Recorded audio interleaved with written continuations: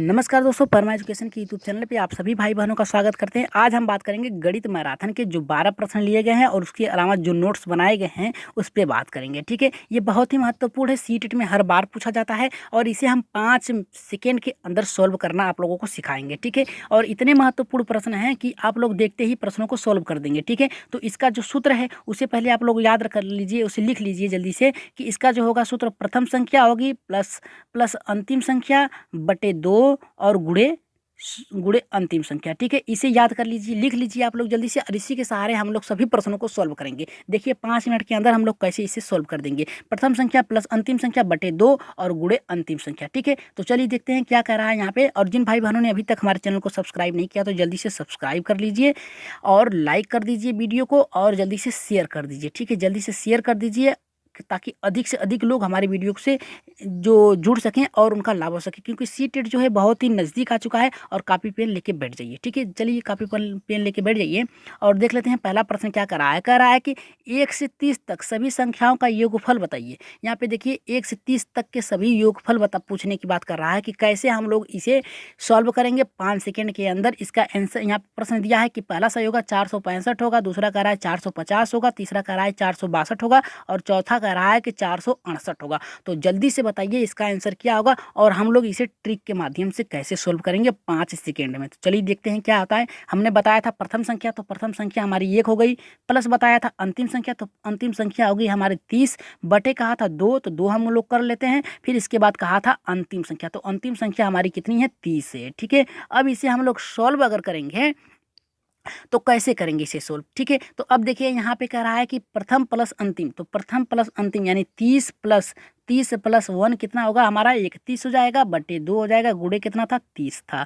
तो अगर 30 को हम 2 से काटेंगे तो हमारा होगा 15। अब बचा हमारा कितना, हमारा बचा जो है 31 गुणे 15। ठीक है, अगर 31 गुणे 15 करेंगे हम लोग तो हमारा आंसर जो आएगा 465 आएगा। ठीक है, 465 आएगा। ठीक है, हमारा जो आंसर आएगा वो आएगा 465। ठीक है, अब देख लेते हैं ऑप्शन में 465 हमारा कौन सा है, पहला है, दूसरा है, तीसरा या फिर चौथा है। ठीक है, तो हमारा जो आंसर आया वो है पहला। ठीक है, तो देखा ना 5 सेकेंड के अंदर ही हम लोगों ने प्रश्नों को सोल्व कर दिया। ठीक है, चलिए दूसरे प्रश्न की ओर आगे बढ़ते हैं, देखते हैं दूसरा प्रश्न हमारा क्या कर रहा है। जल्दी से कापी पेन लेके बैठ जाइए क्योंकि हर एक प्रश्न बहुत ही महत्वपूर्ण है। हो सकता है आप लोगों को आ जाए प्रश्न में, ऐसे ही ना आए लेकिन इस तरह के प्रश्न आ सकते हैं। ठीक है, अब देखिए यहाँ पे कह रहा है कि 1 से 100 तक सभी संख्याओं को याद करिए। ठीक है, यहाँ पे 1 से 100 तक की बात कर रहा है। ठीक है, वहाँ पे 30 तक की बातें कर रहा था, यहाँ पे 100 तक की बातें कर रहा है। तो अब हम लोग वही फार्मूला फिर अपनाएंगे। ठीक है, तो पहले देखते हैं किसका आंसर आता है, फिर इसके बाद हम प्रश्नों को सॉल्व करेंगे। ठीक है, देखते हैं कितने लोगों का आंसर आता है। जल्दी से वीडियो को शेयर कर दीजिए, एक बार वीडियो को शेयर कर दीजिए और सभी लोगों को जोड़ लीजिए अपने ग्रुप में, एक बार शेयर करिए जल्दी से।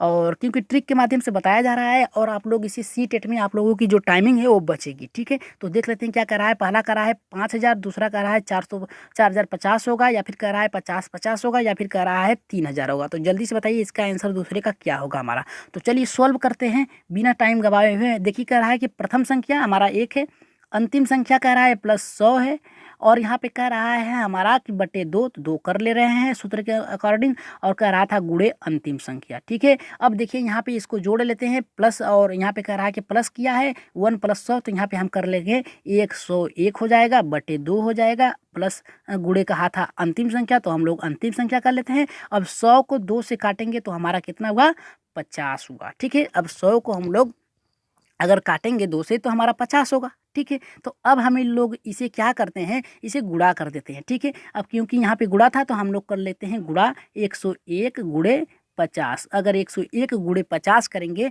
तो हमारा आंसर क्या आएगा 50 यानी 5050। तो अब देख लेते हैं ऑप्शन में कौन सा हमारा 5050 है, पहला है, दूसरा है, तीसरा है या फिर चौथा। देखिए यहाँ पे तीसरा आंसर हमारा सही हो गया। ठीक है, तीसरा आंसर हमारा सही हो गया। ठीक है, 5050 यानी 5050। ठीक है, 1 से 100 तक के सभी संख्याओं का योग जो होगा 5050 होगा। तो ये ट्रिक आप लोग याद रखिएगा, प्रथम संख्या प्लस अंतिम संख्या बटे 2 गुणे अंतिम संख्या। ठीक है, तो चलिए शुरू करते हैं, आगे चलते हैं जल्दी से तीसरे प्रश्नों की ओर। देखते हैं तीसरा प्रश्न हमारा क्या कर रहा है। ये तो और भी महत्वपूर्ण प्रश्न आ गया तीसरा हमारा।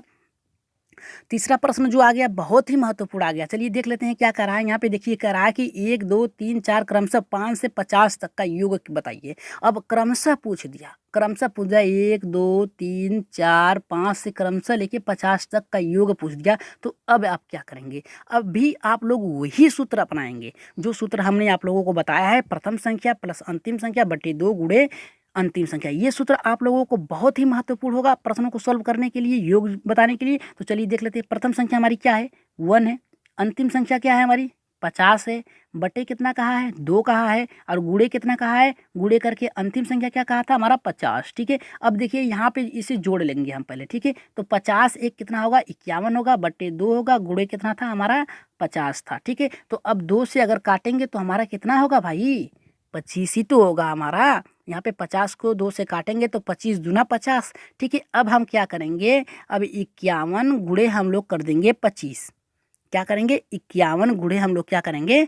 25 करेंगे। ठीक है। तो हमारा आंसर जो आएगा इसका आएगा, हमारा जो आंसर इसका आएगा 1275 आएगा। ठीक है। 1275 आएगा। अब देख लेते हैं ऑप्शन में कौन सा है जो 1275 बता रहा है। पहला 1240, 1275, 1200 या फिर 1800। तो हमारा आंसर कौन सा होगा तीसरे का? हमारा तीसरे का आंसर होगा दूसरा। ठीक है। याद रखिएगा सूत्र, आप लोग याद रखिएगा, हमेशा याद रखिएगा। प्रथम संख्या प्लस अंतिम संख्या बटे 2 और गुणे कितना था? अंतिम संख्या। ठीक है। इसे याद रखिएगा आप लोग, और ये बहुत ही महत्वपूर्ण है। ठीक है। आप लोगों से पूछ सकता है बार बार। ठीक है। अब चलिए तीसरे प्रश्न की ओर आगे बढ़ते हैं।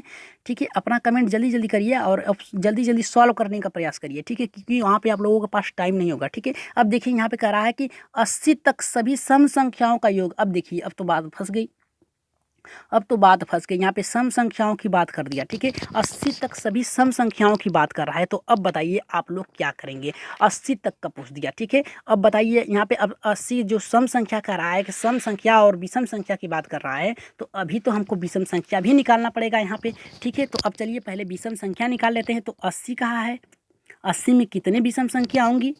40 सम संख्या होंगी और 40 क्या होंगी? विषम संख्या होंगी। सभी लोगों को पता है 80 अगर है तो उसमें जो होगा 40 सम संख्याएं होंगी और 40 क्या होंगी? हमारी विषम संख्याएं होंगी। ठीक है। तो चलिए देख लेते हैं क्या कर रहा है यहाँ पे। देखिए क्या कर रहा है। अब हम क्या करेंगे? यहाँ पे 2 संख्याएं थी हमारी। ठीक है। 2 संख्याएं थी ना हमारी सम संख्या। यहाँ पे सम संख्या की बात क्या कर रहा है? तो 1 2 3 4 5 6 80 तक जाएंगे तो हमारा 2 सम संख्या होगी, 4 होगा, 6 होगा और 80 भी होगा। तो हम लोग सम संख्याएं की बात क्या है? तो हम लोग सम संख्याएं हमारी प्रथम कौन सी थी? 2 था। और अंतिम संख्या हमारी कौन सी थी सम संख्या? वो 80 थी। बटे क्या था हमारा? 2 था। और गुणे सम संख्या कितनी थी हमारी?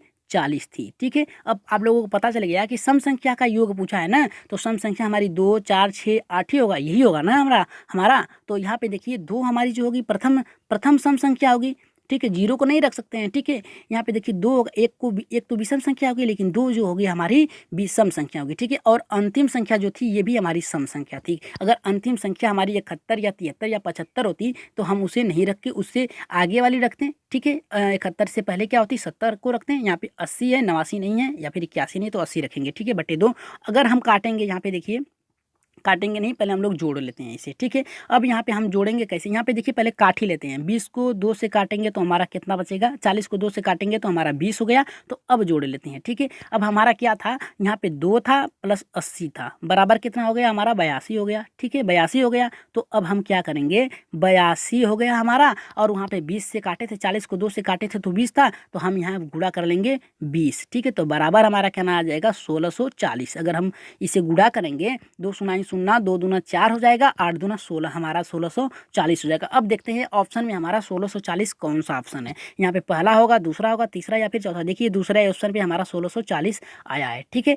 यहाँ पे देखिए दूसरा हमारा आंसर सही होगा। ठीक है। अगर प्रश्न आप लोगों को अच्छे लग रहे होंगे, ट्रिक अच्छे लगे होंगे, तो एक बार यस करिए कमेंट बॉक्स में, यस करिए और वीडियो को शेयर कर दीजिए जल्दी से। ठीक है। तो चलिए देखते हैं 5वां प्रश्न हमारा क्या कर रहा है। 5वें के बाद फिर इसके बाद छठा प्रश्न होगा। फिर इसके बाद आप लोगों को जो नोट्स बनाए गए हैं उसको कराया जाएगा। और आप लोगों को एक बात बता दें कि कल की जो मैराथन क्लास चलाई गई थी उसके कुछ कारण दिक्कत हो गई थी और उसे हटा दिया गया था वीडियो को यूट्यूब पर से। अगर आप लोगों को वो फिर से लाइव क्लास चाहिए तो एक बार कमेंट बॉक्स में यस कर दीजिएगा और कमेंट बॉक्स में अपनी राय दे दीजिएगा कि अगर उसे फिर से चलाना है तो हम लोग फिर से उस मैराथन क्लास को चला सकते हैं। ठीक है। तो चलिए देखते हैं यहाँ पे क्या करा कि 80 तक, यहाँ पे देखिए पूछ रहा है कि वहाँ पे 80 तक सम संख्याओं को पूछ रहा था, अब 80 तक विषम संख्याओं को पूछ रहा है, संख्याओं का योग पूछ रहा है। वहाँ पे सम संख्या थी, यहाँ पे विषम संख्या थी। तो अब हम बात करेंगे 80 तक के विषम संख्याओं की बात कर रहा है यहाँ पे ना। तो अब यहाँ पे विषम संख्याओं की बात कर रहा है तो सम संख्या भी आपकी 40 होगी और विषम संख्या भी आप लोगों की 40 होगी। ठीक है, 40 होगी ना। अब आप लोगों को पता होगा। अब कह रहा है कि 80 तक, तो 1 2 3 से क्रमशः हम 80 तक जाएंगे। तो 1 जो होगा हमारा विषम होगा, 3 होगा, 5 होगा, यही तो होगा हमारा 1 3 5 7 8, यही तो होगा हमारा विषम संख्या। तो अब हम लोग यहाँ पे रखेंगे, हम लोग 1 रखेंगे और 80 से पहले, 80 तक पूछा तो बाद वाली 81 नहीं रखेंगे, 80 से पहले पूछेंगे। ठीक है, 80 तक पूछा तो 80 से पहले क्या आ गया, 79 आएगा हमारा। ठीक है, यानी 79 आएगा। ठीक है, 79 1 प्रथम संख्या प्लस अंतिम संख्या, 1 प्लस 79 बटे 2 गुणे अंतिम संख्या पूछा है। ठीक है, तो अंतिम संख्या विषम क्या थी, हम लोगों ने निकाला था 40 विषम संख्याएं निकाली थी, 40 सम संख्याएं, तो 40 हम लोग यहाँ पे रखेंगे। ठीक है, तो अब देखिए यहाँ पे काट देंगे अगर 40 को 2 से तो हमारा आएगा 20। ठीक है, अब देखिए यहाँ पे क्या होता है। अब देखिए यहाँ पे हमारा जो था 1 था प्लस 79 था। ठीक है, 79 प्लस हो जाएगा हमारा 80 हो जाएगा। ठीक है, और गुणे हो जाएगा हमारा 20। ठीक है, 80 गुणे 20, क्योंकि 40 को हम लोग 2 से काटा था तो 20 आया था। अब देखिए शून्य शून्य शून्य हो गया, 8 दूना 16, यानी 1600 हमारा आएगा आंसर। ठीक है, अब देखिए 1600 कौन सा ऑप्शन में आया है, पहला आया है, दूसरा आया है, तीसरा आया है, फिर चौथा आया है। तो यहाँ पे आंसर हमारा जो बन रहा है, यहाँ पे हमारा जो आंसर बन रहा है 1600, यानी दूसरा सही होगा। चलिए आगे बढ़ते हैं छठे प्रश्न की ओर। इसके बाद हम लोग मैराथन नोट्स की तैयारी करेंगे, फिर इसके बाद फिर 6 प्रश्नों को रखा गया है। ठीक है, चलिए देख लेते हैं क्या करा है। यहाँ पे करा है कि प्रथम 35 विषम संख्याओं का योग बताइए। अब देखें यहाँ पे प्रथम की बात कर रहा है, प्रथम 35 विषम संख्याओं का, प्राकृतिक संख्याओं का, यहाँ पे संख्याओं का योग पूछ रहा है। प्रथम 35 विषम प्राकृतिक संख्याओं का योग पूछ रहा है। तो अब देख लेते हैं क्या होता है यहाँ पे। अब देखिए यहाँ पे विषम प्राथमिक संख्याओं की बात कर रहा है, तो आप यहाँ पे रखेंगे 1 2 3 4 5। ठीक है, 4 5 से ले जाके हम लोग कहाँ तक जाएंगे, 35 तक। ठीक है, अब विषम संख्याओं की बात किया है, विषम संख्याओं की बात किया है, तो हम लोग यहाँ पे देखेंगे 35 विषम संख्याओं की बात किया है, तो हम लोग डायरेक्ट कुछ नहीं करेंगे, हम लोग बस क्या करेंगे, 35 कर देंगे, गुणे 2 कर देंगे, तो हमारा विषम संख्याओं का जो योग आ जाएगा वो आ जाएगा हमारा 70। ठीक है, अब लेकिन 70 जो है हमारी सम संख्याएं हैं। ठीक है, तो एक कम करेंगे तो क्या आ जाएगा, हमारा 69 आ जाएगा। ठीक है, तो अब देखते हैं इसे सॉल्व कैसे करते हैं। तो प्रथम संख्या हमारी प्रथम प्राकृतिक विषम संख्या जो थी 1 थी, प्लस अंतिम जो थी हमारी विषम प्राकृतिक संख्या जो थी वो 69 था हमारा, और बटे 2 था। ठीक है, गुणे कितना था हमारा, 35 था। 35 था, यहाँ 35 पूछा है तो 35 दूना 70 था। 35 जो हमारी सम संख्या थी और 35 विषम संख्या थी। ठीक है, तो अब देख लेते हैं ये क्या कैसे कटेगा। ठीक है, तो अब देखिए यहाँ पे जोड़ देते हैं पहले, 69 प्लस 1 था तो हमारा हो जाएगा 70, बटे क्या ना था 2 था, और गुणे कितना था 35। तो 35 दूना कितना होता है हमारा 70। ठीक है, 35 दूना कितना होता है हमारा 70 होता है। ठीक है, 35 दूना 70 होता है, तो हम क्या करेंगे 35 और फिर इसके बाद गुणे 35 कर देंगे। ठीक है, तो बराबर हमारा आ जाएगा 35, तो हमारा आ जाएगा आंसर जो आएगा 1225 आएगा। ठीक है, 1200 कितना आएगा, 1225 आएगा आंसर। ठीक है, यही हमारा आंसर होगा 1225। ठीक है, देख लेते हैं कौन सा ऑप्शन सही है, पहला सही होगा, दूसरा, तीसरा या फिर चौथा। तो यहाँ पे आंसर जो होगा हमारा पहला सही होगा। चलिए आप अब बढ़ते हैं अपने मैराथन क्लास की और देखते हैं क्या करा है, नोट्स में क्या करा है। यहाँ पे देखिए जिसकी भूमिका जितनी होगी उतनी ही अच्छे प्रश्न बनेंगे। ठीक है, यहाँ पे कह रहा है आज का युग तकनीकी युग, जिसे गणित के भूमिका को नज़रअंदाज नहीं किया जा सकता। सही बात है कि आज की जो युग है ये तकनीकी युग है, इसमें गणित की भूमिका को नज़रअंदाज नहीं किया सकता है, क्योंकि आप नए नए तरीके, नए नए तकनीक के द्वारा आप गणित को सॉल्व कर सकते हैं। ठीक है, ट्रिक के माध्यम से सॉल्व कर सकते हैं। यहाँ पे देखिए कि महान शिक्षाविद हर्बर्ट और पेस्टोलॉजी ने भी गणित को मानव विकास का प्रतीक माना है। ठीक है, यहाँ पे जो हर्बर्ट पेस्टोलॉजी थे, इन्होंने गणित को मानव का विकास माना था। ठीक है, अब कह रहा है कि गैलीलियो ने भी यही कह दिया था कि गणित जो है भाषा है, गणित वह भाषा है जिसमें परमेश्वर में संपूर्ण जगत का ब्रह्मांड लिख दिया है। नेपोलियन ने कहा था कि यदि गणित का आधार स्तंभ हटा दिया जाए तो संपूर्ण भौतिकी सभ्यता निस्संदेह नष्ट हो जाती है, क्योंकि आपकी जो लेन देन की जो विख्यात है आप लोगों के समाज में लेन देन के कार्य है वो हट जाएगा। ठीक है, और इसी क्रम में कह रहा है कि गणित समस्या का दर्पण है, सभ्यता का दर्पण, यहाँ पे देखिए कह रहा है कि गणित जो है सभ्यता का दर्पण है, किसने कहा था? हांग वेल ने कहा था। और कह रहा है कि गणित सभी विद्वानों का सिंह द्वार है, सिंह द्वार और कुंजी है, ठीक है। इसे किसने कहा था? इसे कहा था रोजर बेकर ने कहा था। रोजर बेकर ने क्या कहा था? सिंह द्वार और कुंजी है सभी विद्वानों की, रोजर बेकर ने कहा था, ठीक है। गणित शिक्षा का मुख्य उद्देश्य ज्ञान प्राप्त करना नहीं वरन शक्ति प्रदान करना है। ड्यूट ने कहा था कि गणित का जो ज्ञान प्राप्त करना है, ये ज्ञान प्राप्त करने के लिए नहीं है, ये शक्ति प्रदान करने के लिए, आपकी योग्यता प्रदान करने की, शक्ति उसे निहित करने की बात कर रहा है, ठीक है। यहाँ पे देखिए कह रहा है कि विद्वानों के इस कथन से स्पष्ट होता है कि गणित मानव जीवन में घनिष्ठ संबंध है, यानी जो गणित का संबंध है ये मानव जीवन और व्यक्ति और जो हमारे समाज में रहन सहन है, जो भी लेन देन है, उससे बहुत ही घनिष्ठ संबंध है। और कहा था कोठारी आयोग ने इस बात पर ध्यान दिया था, कोठारी आयोग ने ये ध्यान दिया था कि जो गणित है वो मानव जीवन से जोड़कर पढ़ाया जा सकता है, ठीक है। यहाँ पे देखिए कह रहा है, यहाँ पे बहुत ही महत्वपूर्ण है, कह रहा है कि विद्यालय कक्षा के प्रथम 10 वर्ष अर्थात 10वीं कक्षा तक के लिए गणित अनिवार्य विषय किए जाने का सिफारिश किया गया था, ठीक है। कोठारी आयोग के जो उन्होंने लिखा था, पत्र लिखा था, उसमें कहा था 10 वर्ष यानी 10वीं कक्षा तक गणित को अनिवार्य कर दिया जाए, ठीक है। सभी विद्यार्थियों को पढ़ना अनिवार्य है, ठीक है। यहाँ पे देखिए कह रहा है कि 10वीं कक्षा तक गणित को अनिवार्य विषय न बनाए जाने का विद्वानों का तर्क था, यानी अधिक विद्वानों का तर्क यह था कि जो 10वीं कक्षा तक गणित को नहीं बनाया जा सकता है, नहीं पढ़ाया जा सकता है। यहाँ पे देखिए प्रथम कह रहा है कि गणित जटिल विषय है जिसे सीखने के लिए एक विशेष प्रकार की बुद्धि और मस्तिष्क की जरूरत होती है। गणित जो होता है एक गणित कठिन विषय है और इसे सीखने के लिए आपकी तार्किक शक्ति का अधिक महत्व होना चाहिए, ठीक है। चलिए बात करते हैं अपने दूसरे प्रश्न की ओर, देखते हैं दूसरा क्या कह रहा है हमारा। गणित विषय उन्हीं विद्यार्थियों के लिए अनिवार्य होना चाहिए जिनका मुख्य विषय भौतिक एवं रसायन शास्त्र रखना चाहिए। ये विद्वानों का मत था कि गणित विषय उन्हीं विद्यार्थियों को के लिए अनिवार्य होना चाहिए जिनका मुख्य विषय क्या होना चाहिए? भौतिकी और रासायनिक शास्त्र होना चाहिए, ठीक है। चलिए आगे देखते हैं क्या कह रहा है हमारा।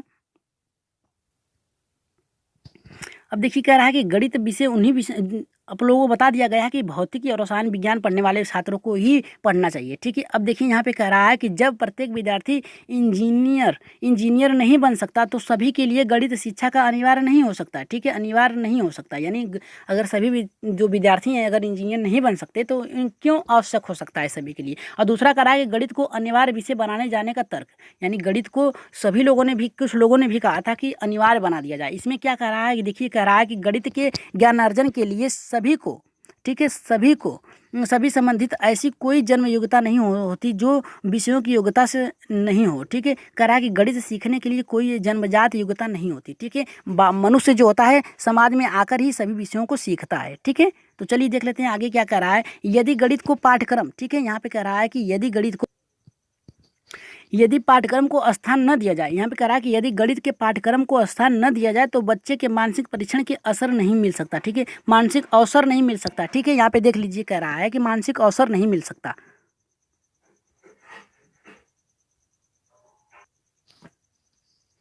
अब देखिए यहाँ बात कर रहा है प्रत्येक विषय के अध्ययन में गणित के ज्ञान के प्रत्यक्ष या अप्रत्यक्ष रूप से आवश्यकता होती है, अतः गणित को पाठ्यक्रम से उचित स्थान मिलना चाहिए। गणित जो होता है पाठ्यक्रम में उचित स्थान होना चाहिए जिससे बालक जो होता है तार्किक और अपनी बौद्धिक क्षमता का प्रयोग कर सके, ठीक है। यहाँ पे देखिए कह रहा था कि अगर पाठ्यक्रम में शामिल न किया जाए तो जो परीक्षण है अवसर नहीं मिल सकते हैं बालकों को, ठीक है। तो चलिए आगे देखते हैं क्या कह रहा है यहाँ पे देखिए कह रहा है कि पाठ्यक्रम में यहाँ पे गणित को पाठ्यक्रम में स्थान देने का कारण, यहाँ पे गणित को अगर किस लिए हम लोग पाठ्यक्रम में स्थान दें, यहाँ पे उसकी बात कर रहा है। प्रथम कर रहा है कि गणित विज्ञान विषयों का आधार है, गणित जो है विज्ञान का आधार है। याद रखिएगा अगर पूछ दिया जाए कि गणित क्या है विषयों में तो आप कहेंगे कि गणित जो है विज्ञान का एक आधार है, ठीक है। गणित की सभी शाखाओं और जैसे भौतिक रसायन शास्त्र, चिकित्सा विज्ञान और भू विज्ञान आदि गणित के आधार हो सकते हैं, ठीक है। जो गणित है इसका प्रयोग भू विज्ञान, भौतिकी और रसायन और जो है भूगर्भ विज्ञान में के आधार के शिला के लिए रखा गया है, ठीक है, उसके अलावा नहीं हो सकता, ठीक है। यहाँ पे देखिए कह रहा है एग्जाम्पल के तौर पे कह रहा है कि घनत्व, आयतन, पृष्ठ तनाव, गुण, परमाणुओं की संख्या, रक्तचाप आदि को हम लोग गणित के माध्यम से जान सकते हैं, ठीक है। गणित एक यथार्थ विज्ञान है, ठीक है। किसने कहा है गणित यथार्थ विज्ञान है? देख लेते हैं क्या कह रहा है। यहाँ पे कह रहा है कि गणित के सभी प्रयत्न प्रत्यय, सूत्र तथा तथ्य आदि पूर्ण रूप से सत्य और यथार्थ हो, इस पर पूर्ण रूप से विश्वास किया जा सकता है। ठीक है, और यहाँ पे कह रहा है एग्जाम्पल के तौर पे देख लेते हैं कैसे हो सकता है। कह रहा है 2+3 होगा हमारा 5। सही बात है कि अगर हम लोग गणित को जो है एकदम यथार्थ होता है, ठीक है, उसे जोड़ने के क्रम को हम लोग सही तरीके से रख सकते हैं, व्यवस्थित कर सकते हैं। ठीक है, तो चलिए देख लेते हैं क्या कह रहा है। यहाँ पे देखिए कह रहा है कि गणित का मानव जीवन से घनिष्ठ संबंध है। सही बात है, जो गणित है मानव के जीवन से घनिष्ठ संबंध है। प्रत्येक व्यक्ति को गणित के ज्ञान की आवश्यकता प्रत्यक्ष अप्रत्यक्ष रूप से होती रहती है, जैसे लेन देन, व्यवसाय, इंजीनियरिंग, बैंकिंग आदि। ठीक है, गणित जो होता है हर मनुष्य के जीवन में लेन देन का कार्य करता है, यानी कि जो है उसका घनिष्ठ संबंध है। कब उसका प्रयोग मनुष्य कर सकता है उसे खुद नहीं जो होता है पता रहता है। प्रत्यक्ष भी हो सकता है, उसे पता भी रह सकता है कि हमें इतना पैसा जाना देने के लिए। अब प्रत्यक्ष यानी जा रहा है रास्ते में, कोई किसी का उधारी है, उसने टोक दिया, कहा कि मुझे पैसे चाहिए, तो वहाँ पे भी लेन देन का कार्य हो सकता है। ठीक है, चलिए देखते हैं आगे, देखते हैं क्या करा है। यहाँ पे देखिए करा कि गणित की आधारभूत संरचना क्या होता है। गणित की आधारभूत तीन संरचनाएं होती हैं। पहला कह रहा है बीजगणित संरचना। देख लेते हैं बीजगणित में क्या होता है। यहाँ पे देखिए कह रहा है कि इसके अंतर्गत हम लोग योग, अंतर, गुणा भाग तथा सामान्यीकरण आदि का संख्याओं का अध्ययन किया जा सकता है। ठीक है, बीजगणित के अंतर्गत क्या हो सकता है, गुणा कर सकते हैं, भाग कर सकते हैं, सामान्यीकरण कर सकते हैं, क्रियाओं के अध्ययन को किया जा सकता है। इसमें जो होता है 4 क्रम कौन कौन से, जोड़ हो गया, गुणा हो गया, भाग हो गया और घटाना में होता है अंतर। ठीक है, चारों हो गए। देखिए यहाँ पे जोड़ हो गया, गुणा हो गया, भाग और घटाना। ठीक है, चलिए देख लेते हैं क्रमिक संरचना क्या होती है। यहाँ पे बात कर लेते हैं, क्रमिक संरचना की बात करते हैं। इसके अंतर्गत हम बड़ा या छोटा आदि क्रियाओं का अध्ययन कर सकते हैं। कौन बड़ा है कौन छोटा है उसकी क्रियाओं का अध्ययन कर सकते हैं, तुलना कर सकते हैं। ठीक है, तुलना करना, छोटा बड़ा करना। ठीक है, चलिए देख लेते हैं आगे क्या है। कह रहा है कि तल रूप। यहाँ पे देखिए तल रूप क्या होगा। यहाँ पे देखिए तल रूप संरचना क्या होती है, इसके बारे में बहुत ही महत्वपूर्ण है। ये 2016 के प्रश्न में पूछा गया था सीटेट में कि तल रूप संरचना का अर्थ क्या होता है। तो यहाँ पे आप लोग देख लीजिए क्या होता है, तल रूप संरचना क्या होते हैं। इसके अंतर्गत विभिन्न प्रत्ययों तथा सीमा, समीपता तथा निकटता आदि सम्मिलित होते हैं। ठीक है, जो तल रूप होता है, तल रूप से आप लोग यही समझ रखिएगा, तल मिस होता है जो नीचे का फर्श होता है, यानी आपकी जो भूमि होगा उससे आप लोग अर्थ निकाल सकते हैं, इसका तात्पर्य निकाल सकते हैं। सीमा हो गया, समीपता होगा, निकटता होगा, जो हमारी सीमाएं हैं, बॉर्डर है उससे। ठीक है, समीपता हमारे कितने नज़दीक कौन है, और निकटता ठीक है उससे संबंध रख सकते हैं। ठीक है, अब देखिए 2005 एनसीएफ क्या कहता है। एनसीएफ 2005 के अनुसार क्या कह रहा है कि राष्ट्रीय पाठचर्या रूपरेखा 2005 के अनुसार कुल सदस्य कितने थे, जो गणित में विद्वान थे उनके जो सदस्य थे कितने थे, तो 35 थे। कब बना था ये, पहला बना था हमारा 1975 में, दूसरा 1988 में, तीसरा 2000 में, चौथा बना था 2005। जो एनसीएफ है वो एनसीएफ 2005 कितनी बार संशोधन हुआ और कौन कौन सर में संशोधन हुआ है एनसीएफ। ठीक है, जो राष्ट्रीय पाठचर्या रूपरेखा है इसकी जो है निर्माणाधीन, यानी जो शुरुआती क्रम कब से चालू हुआ था, तो पहला हमारा हुआ था 1975, दूसरा 1988, तीसरा 2002 और चौथा हुआ था 2005, जो अब तक चल रहा है। लेकिन अब हमारी शिक्षा नीति बदल गई है, उसे भी आप लोग देख लीजिएगा, 224 पेज का है। ठीक है, जो 2000 हमारी 20 में बनी है हमारी शिक्षा नीति नहीं, वो हमारा 224 पेज का है। ठीक है, चलिए देख लेते हैं आगे क्या कर रहा है। यहाँ पे देखिए कह रहा है कि यह भारतीय शिक्षा प्रणाली का अब तक का सबसे नवीनतम दस्तावेज है। ठीक है, 35 सदस्य थे दस्तावेज बनाने के लिए। इसमें से हम लोगों को जो पहला था 1975, 1988, 2000, 2005 तक क्रम था। ठीक है, अब देखिए यहाँ पे बात कर रहा है हमारा, ठीक है, यहाँ पे देखिए बात कर रहा है, सॉरी थोड़ा आगे आ गया है, देख लेते हैं क्या करा। हाँ देख लीजिए, यहाँ पे देख लीजिए क्या करा है। कह रहा है यहाँ पे मानव संसाधन मंत्रालय की पहल पर प्रो यशपाल की अध्यक्षता में पूर्ण रूप से कराया गया था। ठीक है, इसकी जो अध्यक्षता थी, कौन अध्यक्ष थे, कौन प्रोफेसर थे, तो यशपाल समिति के अध्यक्ष में इसकी पूर्ण समिति कराई गई थी। ठीक है, यहाँ पे देखिए इसमें अध्यक्ष सहित कुल 35 सदस्य थे। आप लोगों को ऊपर बताया गया है कि कुल कितने अध्यक्ष थे, तो 35 अध्यक्ष थे। ठीक है, इसमें देखिए कह रहा है कि सॉरी देख लीजिए, यहाँ पे कह रहा है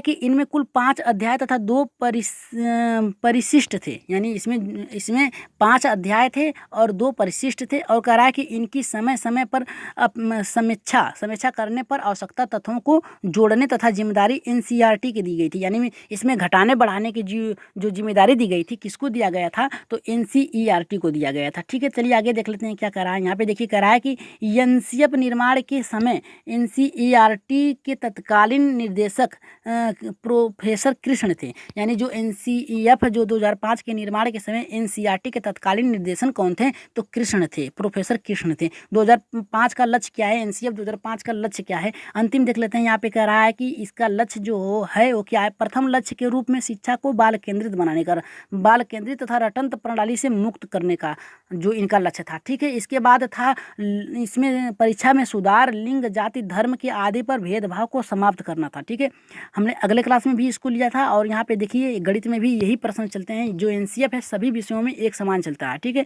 अब देखिए कह रहा है कि एनसीईएफ 2005 के अनुसार शिक्षा का लक्ष्य किसी बच्चे के स्कूली जीवन को उसके घर, आसपास, पड़ोस के जीवन से जोड़कर उसके लिए बच्चों को स्कूल में अपने वाह्य अनुष्कों के बारे में बात करने का मौका, यानी उनके जो शिक्षा का माहौल है, उनकी गतिविधियां जो हैं आसपास उनके घरेलू जीवन से जोड़ के उनके महत्व को, उनकी बातों को, उनके जो विचार हैं उसको महत्व देना चाहिए स्कूल में। ठीक है, यही 2005 एनसीईएफ के अनुसार कहा गया है। ठीक है, अब देखिए यहाँ पे कह रहा है कि शिक्षा का तीसरा प्रमुख लक्ष्य जो था आत्मज्ञान, शिक्षा खुद को खोजने, खुद की सच्चाई जानने के लिए निरंतर प्रक्रिया है। ठीक है, चौथा कह रहा है हमारा कि शिक्षा के चौथे चरण के रूप में साध्य और साधन दोनों के सही होने वाले मुद्दों पर चर्चा की गई। और यहाँ पे कह रहा है कि इसमें कहा गया, इसमें क्या कहा गया, इसमें कहा गया कि मूल शिक्षा की पूरी प्रक्रिया में शामिल होना चाहिए, तभी बच्चों के लिए सामने सही उदाहरण पेश किया जा सकता है। यानी जो बच्चे हैं इसके मूल उद्देश्य को जानकर या जो शिक्षक है उसको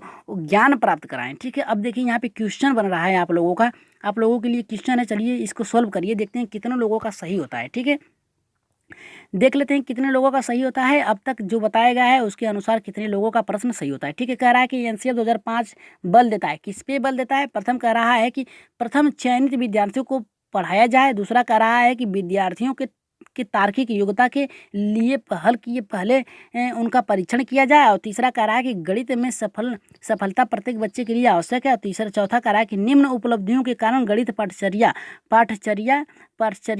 में लाना चाहिए, अलग हो। ठीक है, यहाँ पे देखिए अब इसका आंसर बताइए। कह रहा है कि एनसीईएफ 2005 पे किस पे बल दिया गया है, गणित चयनित विद्यार्थियों को पढ़ाना चाहिए और शिक्षार्थियों के तार्किक योग्यता के लिए पहल करना चाहिए। और यहाँ पे कह रहा है तीसरा कह रहा है कि गणित में सफलता प्रत्येक बच्चे के लिए आवश्यक है, और यहाँ कह रहा है निम्न उपलब्धियों के लिए गणित पाठचर्या अलग हो। ठीक है, तो यहाँ पे देखिए कह रहा है, तो इसका आंसर जो होगा हमारा पहला होगा। ठीक है, गणित चयनित विद्यार्थियों को पढ़ाया जाए, चयनित यहाँ पे देखिए उच्च कक्षाओं से होगा, ये हमारा गलत है, सॉरी ये हमारा गलत है। यहाँ पे देखिए ये उच्च कक्षाओं के लिए होगा। यहाँ पे कह रहा है कि विद्यार्थियों के तार्किक योग्यता के लिए उसका परीक्षण किया जाए, और यहाँ पे गणित में सफलता प्रत्येक बच्चे के लिए आवश्यक है, यही सही होगा हमारा। ठीक है, तीसरा हमारा सही है। चलिए आगे बढ़ते हैं चौथे प्रश्न की ओर, दूसरे प्रश्न की ओर देखते हैं दूसरा कितने लोगों का सही होता है। कह रहा है कि एनसीईएफ 2005 विद्यालयों में गणित शिक्षा का मुख्य उद्देश्य होता है। एनसीईएफ 2005 के अनुसार विद्यालय में गणित शिक्षा का मुख्य उद्देश्य क्या होता है। यहाँ पे देखिए कह रहा है कि संख्या संबंधित कौशल का विकास करना, दूसरा कह रहा है समस्या समाधान कौशल का विकास करना, और तीसरा कह रहा है कि विशेषणात्मक योग्यता को आयोजित करना, और यहाँ पे कह रहा है चौथा बच्चे की चिंतन या प्रक्रिया का गणितीकरण करना। ठीक है, अब बताइए इसका आंसर क्या होगा। यहाँ पे देखिए संख्या संबंधित कौशल का विकास करना, यह प्राथमिक स्तर पे आएगा, और यहाँ पे कह रहा है कि बच्चे के चिंतन प्रक्रिया को गणितीकरण करना। ठीक है, और तीसरा विश्लेषण योग्यता की निर्धारित करना। यहाँ पे देखिए उच्च स्तर पे आ गए। अब बताइए इसमें से आंसर क्या होगा हमारा।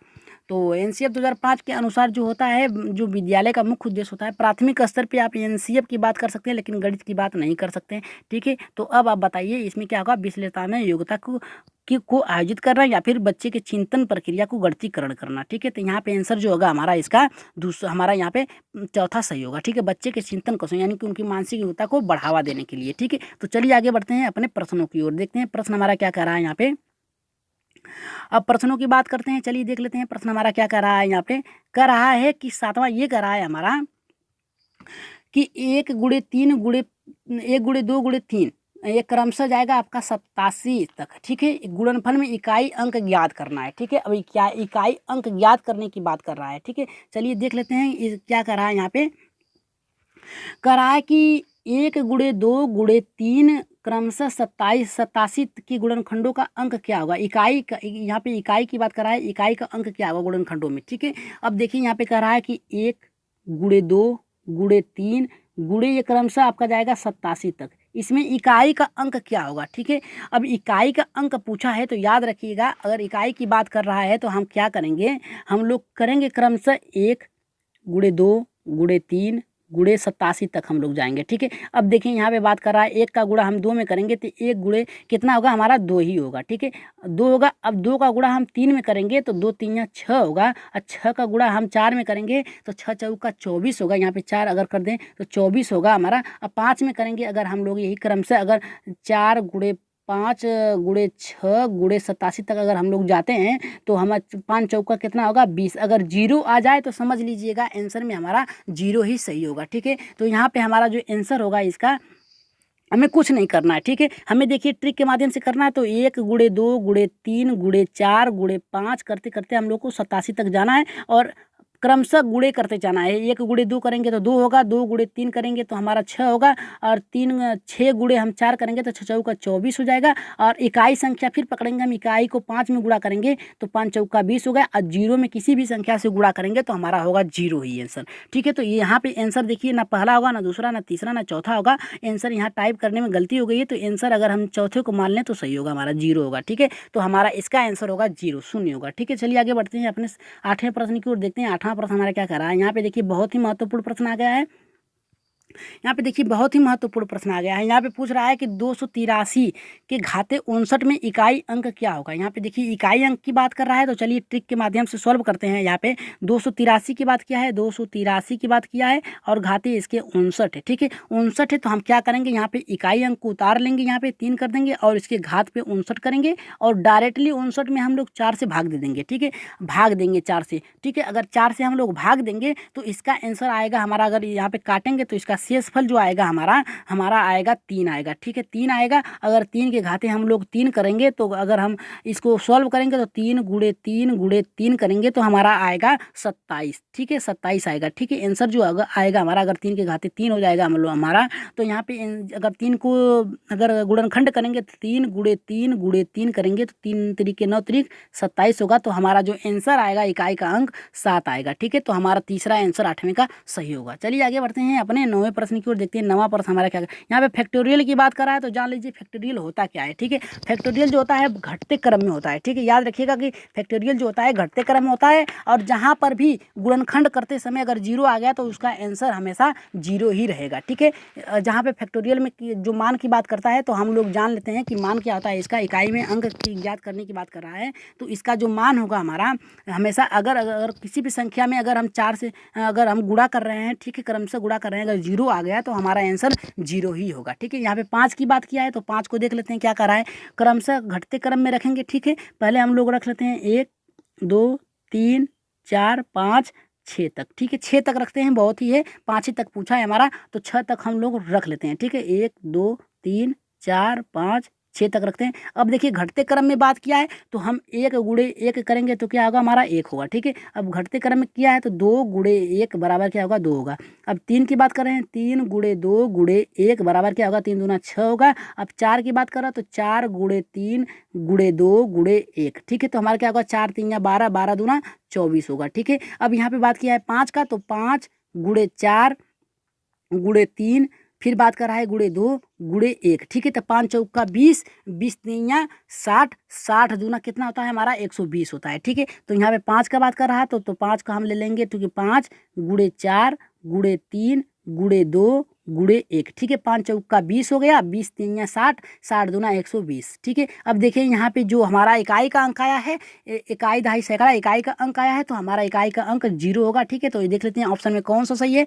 9वें का पहला सही होगा, दूसरा, तीसरा या फिर चौथा, तो यहाँ पे आंसर होगा हमारा पहला। ठीक है, जीरो होगा। ठीक है, याद रखिएगा फैक्टोरियल निकालते समय अगर कोई भी संख्या अगर इकाई का एक जीरो आ जाता है, गुणा करते समय जीरो आ जाता है, तो हमारा जो जितना उसके आगे जितना भी संख्या आ जाए, यानी 5 से ऊपर जितनी भी क्रमशः संख्या आ जाए, बिना आप लोग को सॉल्व करते हुए आप लोग वहाँ जीरो रख दीजिएगा। ठीक है, 5 से ऊपर जितनी भी संख्या आ जाए, ठीक है, 5 से ऊपर जितनी भी संख्या, जितनी भी बड़ी संख्या आ जाए, आप लोग बस जीरो रखिएगा। 5 से नीचे की जो भी इकाई संख्या होगी उसे गुणनखंड करके आप लोग को निकाल लीजिएगा। ठीक है, फैक्टोरियल का मतलब यही होता है कि क्रम से घटते क्रम में रखेंगे। पहले अगर 6 का पूछा है तो 6 5 4 3 2 1 ऐसे रखेंगे। ठीक है, याद रखिएगा। ठीक है, तो वहाँ पे 9वें का आंसर होगा हमारा पहला। ठीक है, चलिए आगे बढ़ते हैं अपने 10वें प्रश्न की ओर, देखते हैं 10वां हमारा क्या कर रहा है।